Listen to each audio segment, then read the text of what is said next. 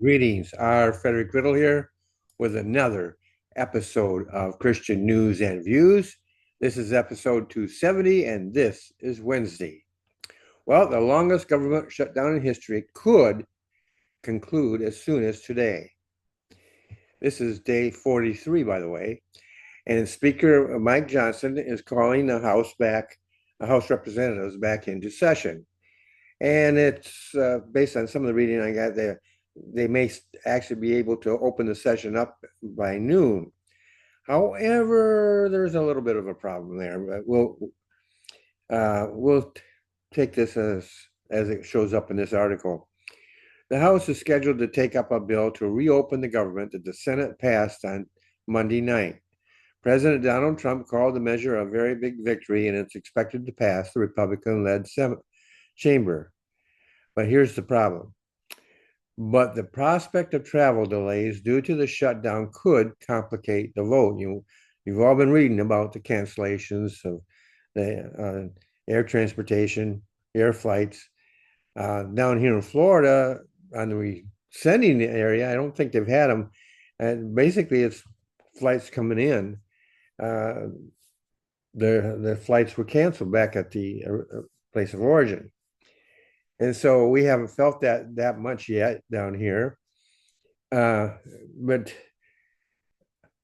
I'm thinking that the airlines themselves are going to want to get it up and going as soon as possible. It's money for them. And so money does talk. So Johnson may need nearly perfect attendance from fellow Republicans to get the measure over the finish line. Or, because of the delays and everything. But we can always hope, right? So we do hope and pray that they do all get there in time to vote on it. Now, almost no one will be satisfied. Democrats didn't get the health insurance provisions they demanded added to the spending deal. And both polls and election results show the Republicans who control the levers of power in Washington didn't escape blame. I'll talk on that in a minute. Meanwhile, the Supreme Court has extended its order blocking full SNAP payments. Okay. The chaotic situation comes with no explanation on the court's thinking and will expire just before midnight Thursday. People who depend on the Supplemental Nutrition Assistance Program to feed their families in some states have received their full monthly allocations, while others have received nothing. So here's my opinion. Do you remember what I said yesterday, that things would get hectic? Well, it has begun. And we were just beginning to see the iceberg. Now, let's get to the matter of the polls. I think most of you know by now that I have little faith in polls. Forget the money trail. You can spend a lot of time on that, and they do a good job of hiding it. But if you look closely, I think the evidence is there that money does influence, does talk. Well, it's not necessarily a new thing. But there are more obvious reasons for why I don't support most polls. A lot of these polls are very selective. Some of them, if you just live in the United States, they think they poll you. Well, you don't even have the right to vote. Some people who live in the United States have the right to vote, but don't vote. So why do you ask their opinion? Some of the people in the United States who live in the United States have the right to vote, do vote, but let's see. I think I lost my train of thought there. They do vote, but it's sporadic and it's kind of hard to bear down on exactly what are they thinking. And then you get to the idea of the Republicans and the Democrats. It's been interesting. Some of the studies that I've seen suggest that Democrats polling usually favors the Democrats, and by that I mean they ask more Democrats than they ask Republicans. It should be more like this, but it's usually more like this. And I don't know how much proof there is in that, but I kind of tend to believe it. As long as I believe it, I'm not going to have any faith in them.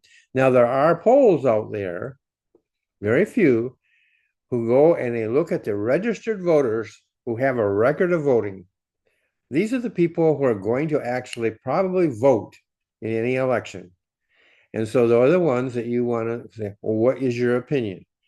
And you should have really, I said Democrats and Republicans, but I don't have three hands because there should be a third hand in here called independents. There are those who are neither Republican nor Democrat, and there's a very large block that is the independents. And all of these should be polled. I don't believe they are, except by a very few.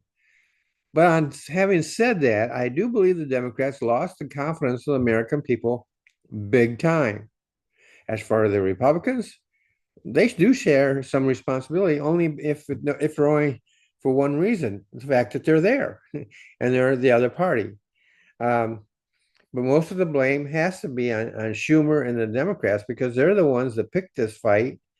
There was a clean, what they call a clean bill, and it was not partisan on either side. It was just to fund the government. But the Democrats chose to bring an issue that hasn't even arrived yet, doesn't arrive until December, and hit that and make that their big thing. And they lost big time. And so I think they lost it big time only on not getting what they wanted, but they lost it big time in confidence people have in them. But after having so as far as the Republicans' responsibility I just don't believe that the article was correct in that. They probably used the polls that I've already talked about that indicate that it may not be as bad as their article.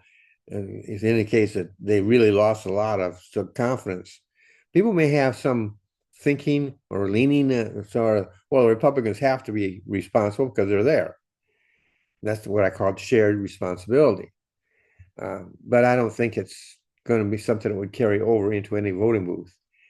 So they did mention the elections. I I don't understand how this proves anything about the Democrats. They won where they were supposed to win. When you looked at it, the states that they were running in, the issues that they were running on, and so forth, those particular states were at least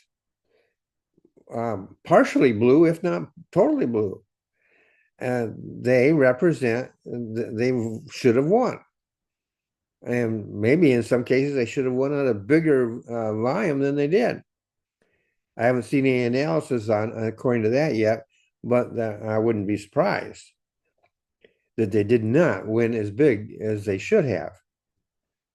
But New York's Democratic, folks, and the other states as well. So I mean, do you really think they would have caved if they thought for even a moment that the nation was behind them? I don't. I just don't. I think that they saw the writing on the wall and they took it. At least 8 of them took it. Which, by the way, is my understanding that Senator Schumer himself was one of the 8. Well, that's it for today.